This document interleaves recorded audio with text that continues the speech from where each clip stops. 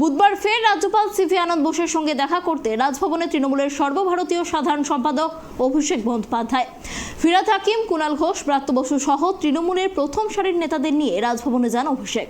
রাজ্যপালের সঙ্গে দেখা করে বেরিয়ে আবারও নির্বাচন কমিশনের ভূমিকা নিয়ে ক্ষোভ উগরে দিলেন তৃণমূলের সেকেন্ড ইন কমান্ড।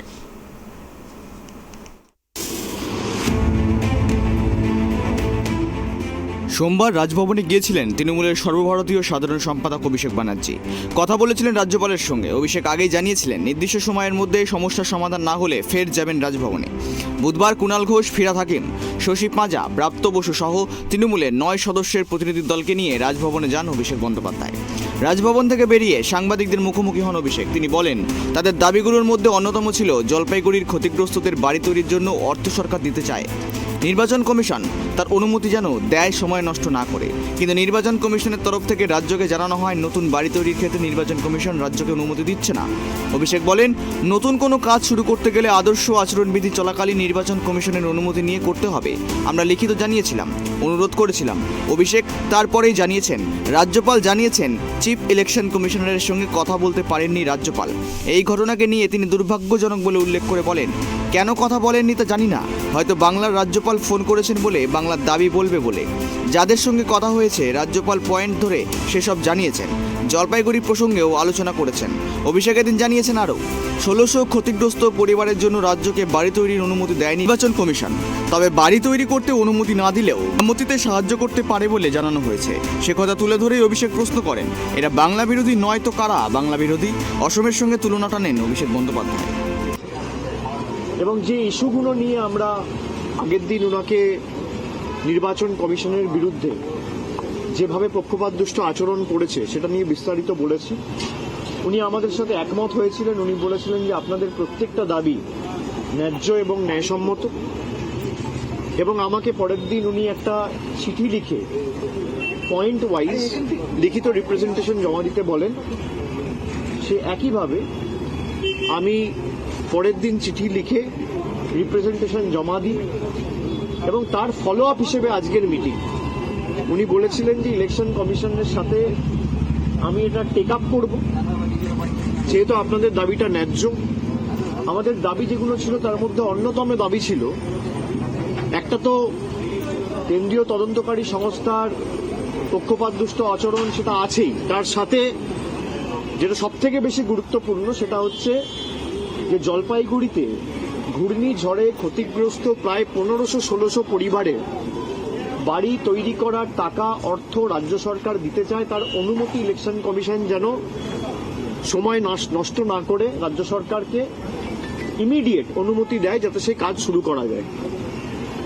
অনগোয়িং প্রজেক্টের ক্ষেত্রে কোনো বাধ্যবাধকতা নেই, কিন্তু নতুন কোনো কনস্ট্রাকশন বা নতুন কোনো কাজ শুরু করতে গেলে আদর্শ আচরণবিধি চলাকালীন আপনাকে ইলেকশন কমিশনের অনুমতি, পারমিশন, অ্যাপ্রুভাল নিয়ে করতে হবে।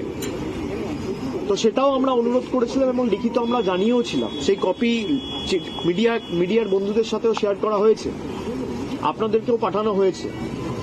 উনি আজকে আমাকে বললেন যে ইলেকশন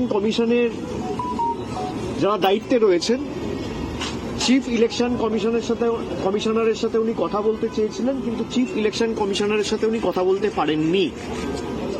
চিফ ইলেকশন কমিশনার কেন কথা বলেননি তা আমি জানি না। হয়তো বাংলার রাজ্যপাল ফোন করছে বলে, বাংলার দাবি তুলবে বলে, আমি জানি না। চিফ ইলেকশন কমিশনার রাজ্যপালের সাথে কথা বলছে না, অর্ডার অফ প্রেসিডেন্সে তো রাজ্যপাল চিফ ইলেকশন কমিশনারের অনেক নিচে। আমি যদি ভারতবর্ষের অর্ডার অফ প্রেসিডেন্স দেখি, এটাই তো বিজেপির নতুন ভারত। সংবিধানকে কোনো মান্যতা এরা দেয় না। তো যাই হোক, উনি বলেছেন যে ইলেকশন কমিশনার বাকি যারা দুজন রয়েছেন তাদের সাথে ওনার কথা হয়েছে, এবং তাকে প্রত্যেকটা বিষয় নিয়ে উনি অনুরোধ করেছেন ওনার তরফ থেকে যে দাবিগুলো ন্যায্য। অন্তত পক্ষে উনি মানেন যে প্রত্যেকটা রাজনৈতিক পার্টির যাতে লেভেল প্লেইং ফিল্ড থাকে, নিরপেক্ষভাবে নির্বাচন হয়, গণতান্ত্রিক পদ্ধতিতে হয়, অবাধ শান্তিপূর্ণ হয়, এবং তদন্তকারী সংস্থা যেন পক্ষপাতদুষ্ট আচরণ না করে, এবং জলপাইগুড়িতে ক্ষতিগ্রস্ত পরিবারের যাতে বাড়ির টাকা যেটা রাজ্য দিতে চায় তার অনুমতি দেওয়া হোক সময় নষ্ট না করে। এই প্রত্যেকটা বিষয় নিয়ে উনি বিস্তারিত আলোচনা করেছেন এবং উনি বলেছেন যে আমাকে ওনারা আশ্বস্ত করেছেন যে আমরা এটা টেক আপ করব। দুর্ভাগ্যবশত আপনাদের জানাতে বাধ্য হচ্ছি, আজকে দুপুরবেলা ইলেকশন কমিশনের তরফ থেকে রাজ্যকে জানিয়ে দেওয়া হয় যে নতুন বাড়ি তৈরির ক্ষেত্রে রাজ্যকে পারমিশন ইলেকশন কমিশন দিচ্ছে না।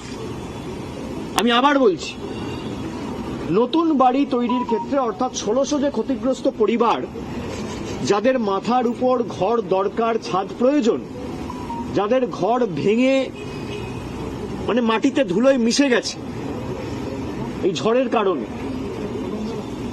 তাদের বাড়ি তৈরি করার টাকা রাজ্য দিলেও এর অনুমতি ইলেকশন কমিশন দেবে না।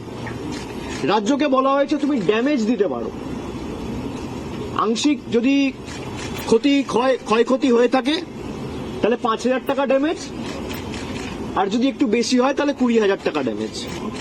আমি আপনাদের জিজ্ঞেস করতে চাই, বাংলার মানুষকে এরা বাড়ি তৈরি করার জন্য 20,000 টাকা দেওয়ার অনুমতি দিচ্ছে, এরা বাংলা বিরোধী নয় তো কারা বাংলা বিরোধী?